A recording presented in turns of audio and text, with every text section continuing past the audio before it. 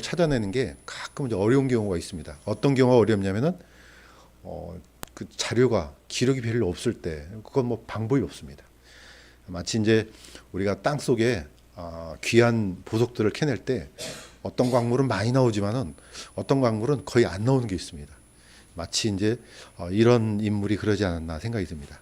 일곱 번째 아들 갓은 마찬가지로 개인적인 그런 기록이었기 때문에 이 인물을 통해서는 결탄코 귀한 어떤 그 은혜를 나누기는 어렵습니다. 단 뭐냐?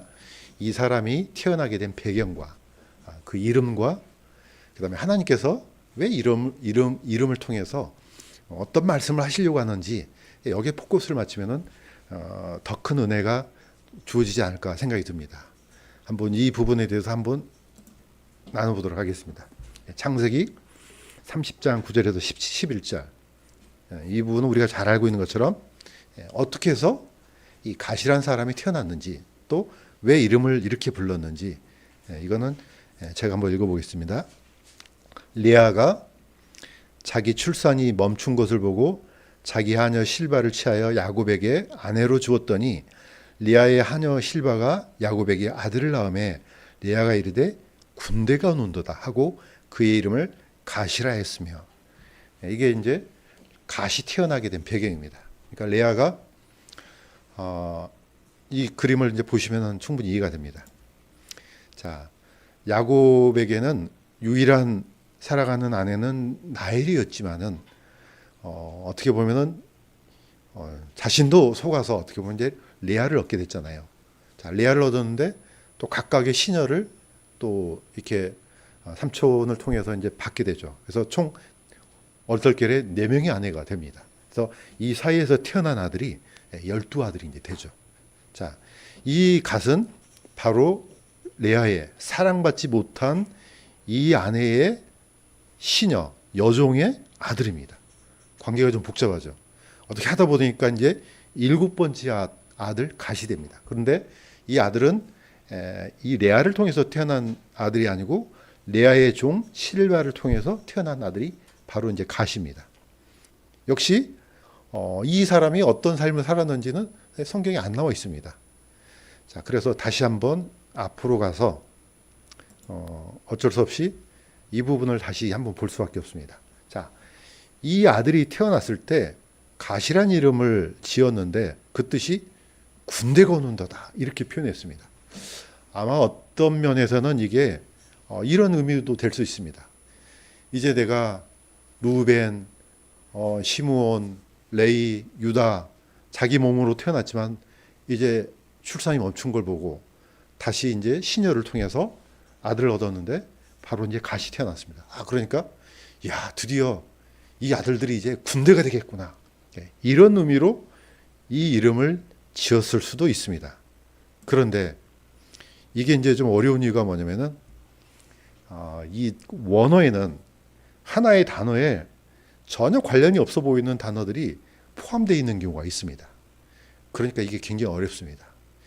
킹제임 성경에는 이게 군대, 아미, 트룹 이런 의미지만은 또 행운, 복 이런 의미도 있습니다. 자, 이걸 보시면은 이제 왜 이게 이렇게 어려운지 우리가 방금 읽었습니다. 군대가 온다. 그런데 기억 성경에는 복되도다. 이 두 가지가 있죠. 그러면은 옛날 같으면 저는 이거는 맞고 이건 틀렸네 이렇게 했을 겁니다. 그런데 저는 한 가지 더 왜 다르지? 원어는 하나인데 왜 두 가지로 번역을 했지? 이렇게 이제 저는 약간 묵상을 좀 달리했습니다. 그러다 보니까 찾아낸 게 두 가지 의미가 다 들어 있습니다. 갓이라는 단어 안에 군대라는 의미도 있고 복되도다. 복 이 의미도 또 있습니다. 그러니까 완전히 관련이 전혀 없을 것 같잖아요. 그러니까 왼쪽에 있는 그림을 보면 군대입니다. 사람이 엄청나게 많이 모여 있잖아요. 이런 의미로 지을 수도 있고 아니면은 야, 얘는 앞으로 복을 받을 자다. 이제 하나님께서 나한테 이렇게 복을 주셨다. 이런 의미로 지을 수도 있습니다.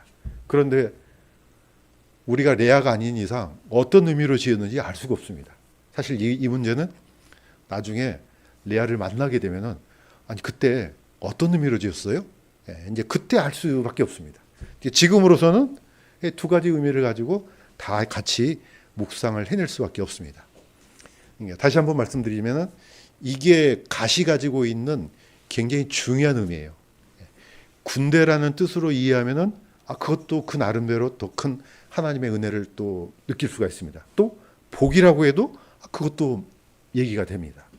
자, 그런데 이 의미가 가시라는 단어가 복이라는 의미도 있지만 또 어떤 의미가 있느냐? 행운의 신이라는 의미도 있습니다. 그러니까 좀 어렵습니다.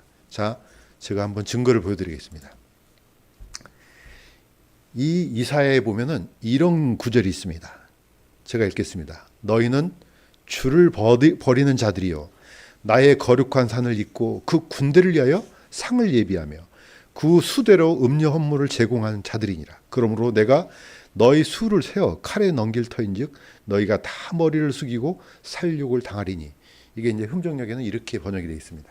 다시 말해서 이사야가 지금 이스라엘의 심판을 대언한 겁니다. 왜냐?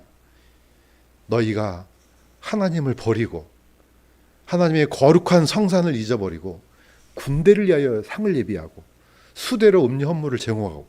이게 좀 뭐가 안 들어오잖아요. 개역 성경을 보면은 더 심플하게 잘 들어옵니다.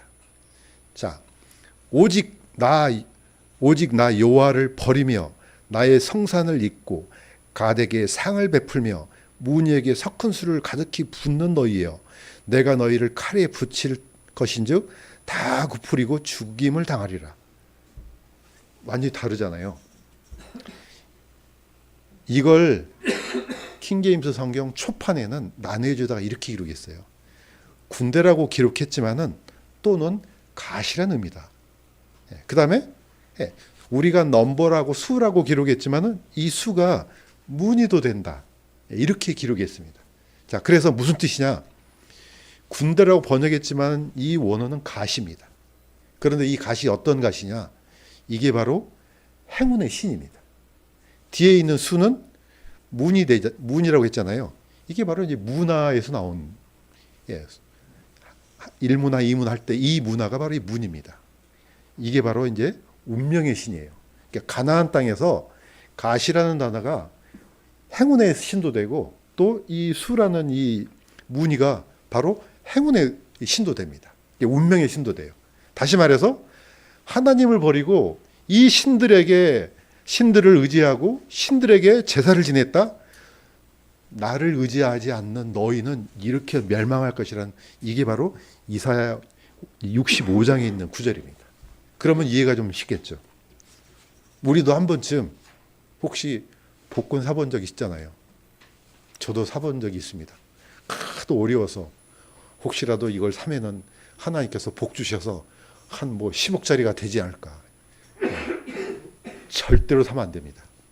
제가 장담하건대요. 죽었다 깨어나도 안 됩니다. 이거는 하나님께서, 저는 이게 단순히 이 뭐죠? 그 어떤 그 가능성에 대한 얘기가 아니고 이 행위 자체가 하나님께서 싫어하신 거예요. 딱 보니까 이거는 하나님께서 아주 싫어하셔요. 자신의 어떤 미래를 어떤 운명에 맡기거나, 이거는 내가 지금 어떤 이 신을 믿고 그걸 하는 건 아니지만은 하나님께서 봤을 때는 얘가 나를 의지하지 않네? 이런 겁니다.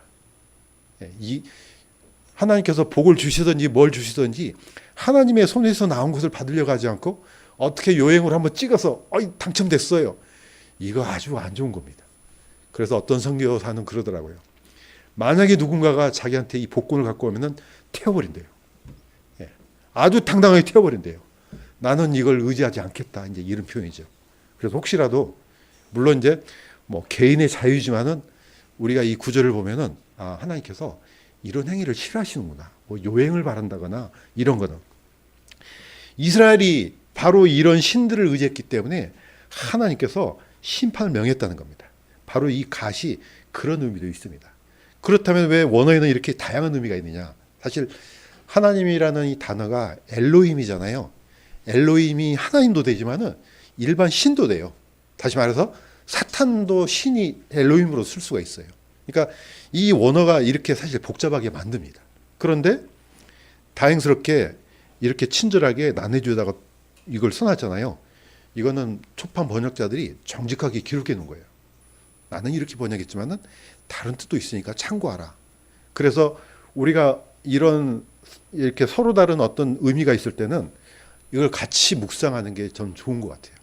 그래야지 더 넓은 은혜와 더 넓은 하나님의 섭리를 깨우칠 수 있으니까 역시 우리도 이런 노력을 하지 않아야 될 것 같아요. 이걸 모든 것이 그냥 이렇게 번역이 됐네. 그러면 이걸로 쫓아가잖아요. 그러면 다른 번역본들은 다르게 돼 있잖아요. 그러면은 이 의미를 놓쳐버리는 게 있습니다. 자, 갓을 통해서 우리가 군대라는 의미도 있고 이게 복이라는 의미도 있구나. 이 두 가지를 한번 쫓아가도록 하겠습니다. 자, 그런데 아까 레아에 대해서 나왔던 그 태어남에 대한 그 갓에 대한 배경은 우리는 거기 안에서는 이 정도밖에 없지만은 성경은 약간 점진적으로 계시를 점진적으로 풀어주죠. 이제 자, 그게 이제 야곱이 나오고요. 나중에 모세가 나옵니다. 자, 야곱은 나중에 자기가 이제 숨을 거둘 때 이 7번째 아들 갓에 대해서 이렇게 대언을 합니다. 어떻게 대언하느냐? 오 주여, 내가 주의 구원을 기다렸나이다. 갓은 군대가 그를 이길 것이나 끝에는 그가 이기리로다. 이렇게 돼 있습니다. 그러니까 군대라는 의미가 한 번 더 나오죠. 그러니까 군대도 가능성이 있네. 예, 갓하고 군대하고 연관성이 있다는 것을 우리가 어느 정도는 파악할 수가 있죠. 자, 다시 한번 정리하면은 갓은 처음에는 처음에는 어떤 무리가 가치파를 이길 것이나 나중에 가치파가 이 군대를 거꾸로 이긴다. 이런 의미로도 우리가 이해가 되죠. 뭐 그게 누가 됐든 간에 위치가 바뀐다는 거죠. 처음에는 내가 어려움을 당했는데 나중에 이걸 극복해서 거꾸로 만들어 버린다는 거죠. 자, 신명기에는 모세가 더 구체적으로 이렇게 표현했습니다. 그가 사자같이 거하며 머리에 관으로 팔을 씻는도다. 이제 개혁성경에는 그가 갓이 사자같이 대적의 정수리와 팔을 찢어버린다 이렇게 되어 있습니다. 그러면서 그가 누군지 몰라요. 그렇지만 그가 백성의 우두머리들과 함께 와서 주의 정의를 집행하며 이스라엘과 함께 그분의 판단의 공의를 집행하였도다. 이게 완료형으로 되어 있지만은 집행하리란 뜻입니다. 언젠가 누군지도 모르겠지만은 그 사람이 와서 이렇게 하나님의 공의를 집행할 것이다. 이걸 찾아내는 게 굉장히 어렵습니다. 왜 어렵느냐? 누구를 가리키는지 몰라요. 그래서 성경은 우리로 하여금 어마어마한 노력을 기울이도록 이렇게 이제 어떻게 보면은 그런 자극을 주는 것 같아요. 어떻게 보면은 이게 이스라엘의 운명일 수도 있습니다. 이스라엘이 엄청난 고난을 당했잖아요. 그 땅에서 다 쫓김을 받고 디아스포라 돼갖고 다 터졌는데 나중에 돌아와서 오히려 이제 나라를 세워서 주변국들에게 이제 영향을 끼치는 뭐 그런 의미로도 볼 수 있고 아니면은 성경 안에 어떤 누군가를 의미할 수도 있고 이게 좀 어렵더라고요. 그래서 갓을 통해서 하나님께서 무슨 말씀을 하시는지 이걸 찾기가 좀 어렵긴 했습니다. 그래도 최선을 다해서 하나님께 기도하면서 이 갓을 통해서 무엇을 알리고자 하니까 하면서 질문하면서 한번 찾아봤습니다. 자, 먼저는 갓의 땅을 한번 보겠습니다. 갓지파. 성경을 찾아볼 때 보면은 인터넷을 보면요 여러 가지 다양한 지도가 나옵니다. 그런데 하나만 보면 절대로 안 됩니다. 왜냐하면은 하나만 보면은 이게 맞네 하고 하다가 보면은 골탕을 먹는 수가 있습니다. 자, 그래서 대부분 막 여러 가지 이 경계선이 있는데 아마 이 그림이 어느 정도는 좀 정확하게 나온 것 같아요. 특히 어떤 부분에서 그러느냐면 갓지파에 대해서. 자, 갓지파가 제일 위에가 이제 요단강을 쭉 사이로 보면은 오른쪽에가 므낫세 반지파죠. 므낫세는 두 개가 나눠져 있죠. 요단강 서쪽하고 동쪽하고. 동쪽에는 므낫세 지파가 있는데 므낫세 지파에서 골란이 있습니다. 이게 바로 이제 도피성이죠. 므낫세 지파에서 골란이 하나 나옵니다. 갓 지파에서 또 이 도피성이 나오는데 그게 바로 길르앗 라못입니다. 그런데 보시면 아시겠지만은 갓 지파의 땅이 약간 절구통처럼 생겼습니다. 그래서 왼쪽으로 가면은 요단강 동쪽 평지를 따라서 저 어디까지 가냐면 갈릴리 호수까지 이어졌습니다. 그러니까 이 므낫세 지파도 어느 정도는 어떤 지역을 공유하고 있냐면은 길르앗을 공유하고 있습니다. 그러니까 므낫세 지파에서 길르앗을 공유하고 있고 갓 지파에서도 길르앗을 공유하고 있습니다. 그래서 성경에서 보면은 길르앗 그러면은 이게 므낫세 지파의 지역도 될 수도 있고 갓 지파의 지역도 될 수 있습니다. 자, 그런데 여호수아에는 분명히 이렇게 돼 있습니다. 제가 읽겠습니다. 모세가 갓 지파 곧 갓 자손에게도 그들의 가족대로 상속 재산을 주었는데 그들의 지경은 야셀과 길르앗의 모든 도시와 암몬 자손의 땅의 절반과 요르단과 그것의 경계에서부터 동쪽으로부터 요르단 서쪽의 기네렛 바다의 끝단까지라. 기네렛은 바로 갈릴리 호수입니다. 그러니까 지도가 이렇게 그려질 수밖에 없습니다. 여기서 이제 골란 나오고 길르앗 라몬 나오고 바로 밑에 베셀 나오잖아요. 베셀은 바로 루벤 지파 안에 있던 이제 그 도피성이죠. 그러니까 요단강 동쪽에 도피성이 세 개가 나옵니다. 자, 저기에 보면 삐쭉 나와 있는 라빠라고 돼 있지 않습니까? 여기가 바로 암몬 지역인데 오늘날 바로 이 도시가 암만입니다. 트랜스 요르단의 수도가 바로 이 라빠입니다. 예, 바로 여기 동쪽으로가 다 가지파 자손들의 지역 이렇게 돼 있습니다. 그러면은 하나님께서 그가 앞으로 와서 하나님의 공의를 집행한다는 사람이 약간 압축이 돼요. 첫 번째는 누가 될 수 있습니까? 첫 번째는 아니지만 엘리야가 가능합니다. 왜냐? 엘리야가 바로 길르앗 이 영역 안에 있던 사람이거든요. 또는 또 누구죠? 사사 중에 갑자기 사사 이름이 생각이 안 나네. 어쨌든 약간 두 사람 정도, 세 사람 정도로 우리가 이제 입다도 역시 여기 길르앗 지파 이 길르앗 도시 중에 한 사람이었기 때문에 그가 앞으로 공의를 행할 사람이 이 사람일 가능성이 있습니다. 자, 우리가 성경에서 아는 것처럼 사사 입다는 길르앗 사람 강한 용사여 이렇게 돼 있습니다. 나중에 암몬 자손하고 싸워서 약 6년 동안 재판을 했다 이렇게 이제 기록이 되어 있습니다. 그 다음에 역시 엘리야도 바로 길르앗 지파 사람입니다. 만약에 이게 맞다면 뭐 다른 지파 사람이 뭐 어떻게 하다 보니까 다른 지파에서 살 수도 있지만은 이 지역이 그대로 이 사람의 조상대대로 물려받은 땅에서 산다 그러면은 또 엘리야일 가능성도 큽니다. 자, 그런데 성경에는 어떤 구약과 신약 자체가 단순히 어떤 누군가를 집중하는 것이 아니고 항상 초점이 예수 그리스도로 끝날 수밖에 없습니다. 왜냐하면 누가복음 24장에도 보면은 예수님께서 부활하신 후에 제일 먼저 하셨던 게 뭡니까? 구약 성경에 있는 모세의 글과 선지자들 글과 시편에 나에 관한 것이 기록되리라 한 것이 이것이라 하시고 성경을 열어주시잖아요. 그래서 모든 구약 성경이 복잡할지라도 포인트는 항상 예수 그리스도를 맞춰져 있습니다. 그거는 저기 끝까지 갑니다. 성경 끝까지. 자, 이 가치파는 나중에 어떻게 됩니까?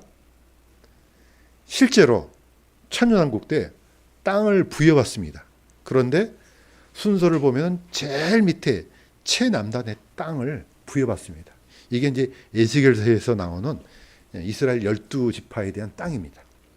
실질적으로. 자, 하나님께서 갓에 대한 예언을 했을 때 갓이라는 단어가 거기에만 구약에만 국한된 게 아니고 나중에 천년왕국기도 또 나옵니다. 나중에는 어디서 나옵니까? 오늘 우리가 불렀던 새 예루살렘 성에도 나옵니다. 저번에 목사님이 한번 하셨잖아요. 새 예루살렘 성. 자, 이 새 예루살렘 성은 새 하늘과 새 땅으로 내려옵니다. 이게. 그런데 왜 갓이 이 이름하고 관련되느냐? 이 새 예루살렘 성은 문 자체가 하나가 다 진주문이에요. 그런데 그 진주문에 12지파의 이름이 다 있습니다. 그 다음에 이 새 예루살렘의 기초석은요, 12사도의 이름이 다 기록이 되어 있습니다. 그러니까 성경이 처음부터 끝까지 다 이어져 있어요. 자, 요한계시록 21장 1절에서 2절, 이거는 같이 한번 읽겠습니다. 시작. 내가 새하늘과 새 땅을 보았으니 거룩한 도시 새 예루살렘이 신부가 자기 남편을 위하여 단장한 것 같이 예비한 채 하늘에서 하나님으로부터 내려오더라. 예. 새 예루살렘, 또 새하늘과 새 땅 나오잖아요. 계속해서 반복되지만은 새하늘과 새 땅을 줄이면 뭡니까? 이게 신천지예요. 그런데 우리가 왜 신천지라는 단어를 안 씁니까? 예, 신천지 때문에 그렇습니다. 예, 이단들이 하여튼 좋은 이름은 다 써요. 그러니까 우리가 그 이름을 쓰려고 그래도 이게 왠지 꺼림칙 하는 거예요. 그럼 성경에 있는 거예요. 이거는 이 새하늘과 새 땅은 지금 우리가 살고 있는 지구 아닙니다. 완전히 새롭게 만들어요. 그 새하늘과 새 땅에 거룩한 새 예루살렘 성이 내려와요. 뭐 상상력을 다 동원해도 이걸 우리가 그림을 그린다 해서 이 그림이 맞겠습니까? 그냥 대충 이런 게 아닐까 이제 생각이 되는 거죠. 왜냐? 너무나 거대해요. 거의 2,300km, 한 면 자체가 거의 2,300km 정도 돼요. 어마어마한 도시죠. 예, 이게 내려오는 겁니다. 이때 가지파의 이름이 바로 이 성문에 기록이 돼요. 예, 끝까지 다 있습니다. 그러니까 우리가 갈 길이요, 아직도 멀었어요. 앞으로 닥칠, 쭉 생각해 보면은 앞으로 지금 우리 부활해야 되잖아요. 예수님 오셔야 되잖아요. 그 다음에 천년왕국 들어가야 되잖아요. 나중에 천년왕국 끝에 이제 백보자 심판 일어나야 되잖아요. 그 다음에 마지막 그 사람들 다 사망의 부활해야 되잖아요. 불못에 다 집어 던져야 되죠. 그 다음에 가장 마지막에 바로 이 새하늘과 새 땅이 나오는 겁니다. 얼마나 긴 시간이 남았습니까? 두 번째 거는 제가 읽겠습니다. 그 문들 위에 이름들이 기록되어 있는데 그것들은 이스라엘 자손들의 12지파의 이름들이니라. 문마다 각각 한 개의 진주로 되어 있고 그 도시의 거리는 순금이며 마치 투명한 유리 같더라. 이렇게 되어 있습니다. 우리가 이걸 어떻게 상상을 할 수 있겠습니까? 그런데 놀랍게도 이 성이, 새 예루살렘 성이 이스라엘의 12지파의 이름과 우리 교회의 기초가 된 12사도의 이름이 동일하게 기록이 되어 있습니다. 결국은 하나님께서 무슨 얘기를 합니까? 하나님께서 다스리는 킹덤은 결국은 참 이스라엘과 참 교회가 분리되지 않는다는 겁니다. 하나입니다. 하나. 물론 지금은 우리가 교회 멤버로 살지만은 분명히 예수님께서 이 유대인들한테 너희보다 먼저 세리와 창기가 아브라함과 이삭과 야곱과 함께 같이 앉는다 그랬거든요. 아브라함과 이삭과 야곱은 교회 멤버는 아닙니다. 그러나 따로 사는 게 아니에요. 같이 살게 된다는 거죠. 이게 성경에서 보여주신 하나님의 이제 그런 계시라고 생각이 듭니다. 자, 그런데 중요한 것은 이겁니다. 하나님의 정의와 공의를 집행할 사람이 과연 누구냐? 아까 얘기했던 것처럼 이 사람이 길르앗 사람 입다가 될 수도 있지만은 또 길르앗 사람 엘리야도 될 수 있습니다. 왜냐하면 어떻게 보면 이 의미에 가장 적합하기도 해요.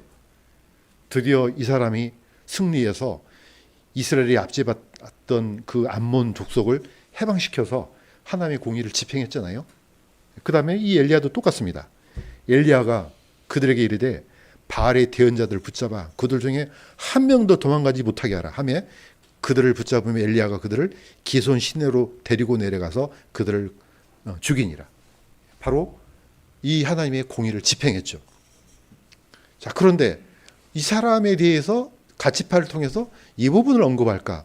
저는 한 단계 더 나간다고 봅니다. 어떤 부분에서 그러느냐? 예레미야하고 이사야의 대언을 통해서 이 의미가 더 확장된다고 봅니다. 자, 분명히 이렇게 되어 있습니다. 예레미야는 암몬 족속에 관하여 주가 이같이 말하노라. 어찌하여 그들의 왕이 갓을 상속하며 그들의 백성이 갓의 도시들에 거하느냐. 아까 가치파에 있는 땅에 암몬 족속들이 들어와서 산다는 겁니다. 자, 이때 보라 날들이 이르리니 내가 암몬 족속의 라빠에서 전쟁의 경고 소리가 들리게 하리라. 그때 이스라엘은 자기를 상속했던 자들에게 상속자가 되리라. 무슨 말인지 잘 모르겠잖아요. 기획성경은 약간 좀 더 구체적입니다. 그때 이스라엘은 자기를 점령하였던 자를 점령하리라. 이렇게 돼 있습니다. 처지가 뒤바뀌는 거죠. 내가 억압받았는데 나중에 나를 억압받은 자를 압제하는 겁니다. 거꾸로 이제 뒤집어지는 거죠. 이사야는 이렇게 돼 있습니다. 주께서 야곱에게 공유를 베푸심에 자기들을 포로로 사로잡은 자들을 포로로 사로잡으며 자기들을 학대한 자들을 다스리리라. 구약성경에는 이런 스토리가 많습니다. 밑에 있는 그림처럼 요셉의 경우가 그렇습니다. 요셉은 형들로부터 거의 죽음 가까이 이르렀잖아요. 거의 죽을 뻔했습니다. 그런데 나중에 어떻게 됐습니까? 자, 이집트로 가서 이집트의 총리가 됩니다. 나중에 이 요셉 형들이 와서 어떻게 합니까? 넙죽절하잖아요. 하나님께서 보여주신 꿈대로 된 거죠. 그러니까 이런 게 되게 많습니다. 이 사람이 원래는 버림받은 자였는데 나중에 크게 되어서 나중에 그 사람들을 오히려 다스리는 이런 형국이 굉장히 많습니다. 어떻게 보면 우리도 그렇지 않습니까? 우리도 비슷한 형국이에요. 야곱이 그 7번째 아들 갓에 대해서 얘기했을 때 군대가 갓을 압제할 것이나 나중에는 갓이 그 군대를 거꾸로 승리한다 이런 뜻으로 이제 야곱은 이렇게 이제 얘기를 했습니다. 그런데 공교롭게도 지금 하마스하고 이스라엘 전쟁으로 지금 거의 온 세계에 이제 이목이 집중돼 있잖아요. 물론 성경에서는 그렇게 되리라는 것들은 반드시 일어나지만은 그 과정들을 우리가 좀 자세히 살피기는 어렵습니다. 그런데 딱 보면은 거의 대부분이 성경에는 어디에서 전쟁이 일어나는 것까지도 자세히 기록이 되어 있습니다. 자, 한번 보시면 아시겠지만은 그림에는 약간 좀 멀리 나와 있지만은 바로 여기가 무깃도입니다. 자, 요한계시록 1장 7절에는 이렇게 되어 있습니다. 보라, 그분께서 구름들과 함께 오시느니라.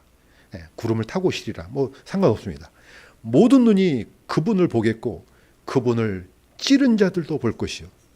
자, 예수님을 못 박은 사람들이 나중에 거꾸로 그분이 왕 중의 왕으로 오시는 것을 본다는 겁니다. 그러면 완전히 바뀐 거잖아요. 그때는 내가 힘이 세서 뭐 그냥 마음대로 할 수 있을 것 같아요. 막 잡아 죽여라, 뭐 어쩌라, 막 하면서. 그런데 나중에는 그 찌른 자들이 바라봐요. 지금 누구겠습니까? 지금 이스라엘이겠죠. 구원받지 못했던 이스라엘 백성들, 유대인들. 이 사람들이 그다음에 그 사람들 뿐만이겠습니까? 땅의 모든 족속들이 그분으로 인하여 통곡하리니 참으로 그러하리로다. 왜 통곡하겠습니까? 이제는 입장이 바뀐 거예요. 그때는 잡아 죽일 사람이었는데 나중에 알고 보니까 그분이 이 온 우주를 창조하신 킹입니다. 이런 날이 반드시 오는 거죠. 그래서 하나님의 공의를 집행하실 분은 저는 메시아라고 저는 믿습니다. 그 어떤 누가 됐을지라도 이분을 뛰어넘기는 힘듭니다. 자, 마귀가 히브리 말로 아마겟돈이라는 곳으로 그들을 모으더라. 세상의 모든 군대를 다 모읍니다. 예수님이 오시면은 짠하고 끝나는 게 아니고 여기에 있는 남아있는 애들이요 끝까지 버텨요. 각종 왕들 뭐 별의별 애들이 다 모아가지고 바로 예수님과 함께 싸움을 벌이죠. 뭐 100번 말해도 그게 싸움이 되겠습니까? 안 되죠. 어쨌든 내가 보면 그 짐승과 땅의 왕들과 그들의 군대들이 함께 모여 말 타신 분과 그분의 군대를 대적하여 전쟁을 하더라. 이렇게 되어 있습니다. 이 사진을 보시면 아시겠지만 이 사진은요 갈멜산에서 바라본 전경이에요. 좀 멀리 나와 있지만은 자 멀리 보니까 기송강이 보이죠. 바로 기송강이 어디입니까? 그 옛날 엘리야가 갈멜산에서 하나님께서 하나님이 살아계신 하나님이다. 바알 숭배자와 아세라 숭배자들을 거의 850명을 이 기송강에 내려가서 다 죽여버리잖아요. 바로 여기가 무깃도입니다. 아마겟돈이에요. 아마겟돈의 다른 이름이 바로 예스리엘 평원입니다. 다 이 평원이 다 이어져 있어요. 얼마나 넓습니까? 여기는 바로 교통의 요충지요. 저기 요단 동쪽에서 서쪽으로 오는 길목이요. 사방팔방 완전히 딱 군대가 캠프를 치르기 너무 좋은 곳이에요. 저 멀리 다볼산이 보이죠? 바로 누굽니까? 드보라가 전쟁을 치르기 위해서 여기에 10,000명을 올려보내잖아요. 그 다음에 길보아산은 어디입니까? 여기서 사울왕이 최후를 맞이했죠. 여기가 다 어디입니까? 다 여기가 바로 무기토 평원입니다. 마지막 최후의 전쟁이 일어날 곳. 예, 여기서 마귀가 공교롭게도 다 긁어 모아요. 마지막 예수님께서 이들을 싹 쓸어버리는 것이 이제 성경에 기록되어 있습니다. 자, 다시 한번 보시겠지만은 갈릴리 호수 밑으로 바로 갓지파 땅이 있습니다. 왼쪽으로는 바로 이 기송강이 흐르고 갈멜산이 흐르고 무기토 요새가 있고 바로 여기가 아하방의 여름 궁전이 있는 예스레엘 이 지역입니다. 얼마나 수많은 역사가 여기 안에서 일어났습니까? 나중에 최후의 장소가 바로 이곳이 된다고 성경은 그렇게 기록하고 있습니다. 거의 모든 전쟁이 아주 많은 전쟁이 바로 여기서 일어났습니다. 두보라의 전쟁도 일어났죠. 여기 사울왕의 전쟁이 여기서 일어났죠. 또 누굽니까? 요사밧 왕이 여기서 죽었잖아요. 밑에서 파라오가 올라오는 것을 저지하기 위해서 이 무기토평에서 최후를 맞이합니다. 수많은 전쟁이 일어나고 마지막 최후 전쟁도 바로 여기서 일어납니다. 예수님께서 오셔서 이제 그들이 찌른 그 예수님이 드디어 심판의 장소로 최후의 장소로 이곳을 선택한 것은 그냥 우연의 일치가 아니죠. 최후의 승자는 누구라고요? 메시아라는 겁니다. 예수님께서 이렇게 하시겠다. 자, 오늘 갓이라는 이름이 그 자체는 우리가 깊이 있게 알 수는 없지만은 야곱은 갓에 대해서 나중에 최후에는 그가 이기리라 이렇게 표현했습니다. 끝에는 그가 이기리라, 갓이 이기리라 이렇게 되어 있습니다. 이것을 이제는 우리한테 한번 이렇게 전맥시키면 더 좋을 것 같아요. 자, 이 부분은 같이 한번 읽겠습니다. 첫 부분 시작. 그러므로 기억하라. 너희는 지나간 때 육체로는 이방인이요 약속의 언약들에는 분리된 낯선 자요 세상에서 소망도 없고 하나님 밖에 있던 자들이었으나 한때 멀리 떨어져 있던 너희가 이제는 그리스도 예수님 안에서 그리스도의 피로 가까워졌느니라. 기억하라는 겁니다. 본래 우리는 육체로는 이방인이요 언약들에 대해서는 낯선 자요 세상에서 소망도 없고 아무것도 아닌 존재들이었습니다. 그런 존재가 나중에 어떻게 합니까? 예수님과 함께 거꾸로 내려옵니다. 부활해서. 왜 내려옵니까? 두 번째 부분도 같이 한번 읽겠습니다. 시작. 첫째 부활에 참여한 자는 복이 있고 거룩하도다. 둘째 사망이 그들을 다스릴 권능을 갖지 못하고 도리어 그들이 하나님과 그리스도의 제사장이 되어 천년 동안 그분과 함께 통치하리로다. 통치하기 위해서. 우리는 처음에는 아무것도 아닌 존재들이었는데 나중에 부활해서 통치자래요. 입장이 완전히 확 바뀌었죠. 왜냐? 그리스도 안에 있기 때문에. 이건 엄청난 겁니다. 그리스도 밖에 있는 사람은 지금 세상에서 뭐 왕이고 뭐 빌 게이츠고 세상의 모든 부를 다 가졌다 할지라도 예수 그리스도의 밖에 있으면요 아무것도 아닙니다. 영원한 형벌을 받을 그런 존재라는 거죠. 그러나 우리는 뭐 이름도 없고 누가 알아주지도 않고 힘도 없고 아무것도 없어요. 누가 여러분들 뭐 가면 깜짝깜짝 놀라는 사람이 있습니까? 아무도 없습니다. 그러나 그리스도 안에 있다는 거 이건 어마어마한 겁니다. 우리는 이걸 잘 모르고 살지만요. 아니 예수님도 마찬가지였어요. 예수님께서 오셨을 때 이스라엘 백성들이 뭐 이분을 어떻게 대우했습니까? 위대한 왕이시여 뭐 이랬습니까? 십자가에 못 박으라. 죽여야 된다. 이런 존재였던 분이 나중에 킹 중에 킹으로 오십니다. 저는 이 갓이라는 이름 속에 그런 의미가 들어있다고 저는 생각이 들더라고요. 야곱이 물론 레아가 그 이름을 지었지만은 나중에 야곱은 그 갓에 대해서 나중에 끝에는 그가 이기리로다. 그 이름 속에 우리의 모든 약속도 포함된다고 저는 믿습니다. 그래서 우리가 이 말씀을 가지고 더욱 힘을 내면서 주님을 섬기기를 주님의 이름으로 간구드립니다. 기도하겠습니다. 하나님 아버지, 오늘 야곱의 7번째 아들 갓을 깊이 묵상해 보았습니다. 개인적인 삶을 통해서는 교훈을 얻을 수는 없었지만은 야곱이 그에 대해서 대언했을 때 언젠가는 그러한 존재가 반드시 세상 끝에 임한다는 것을 우리가 이 성경을 통해서 배웠습니다. 우리가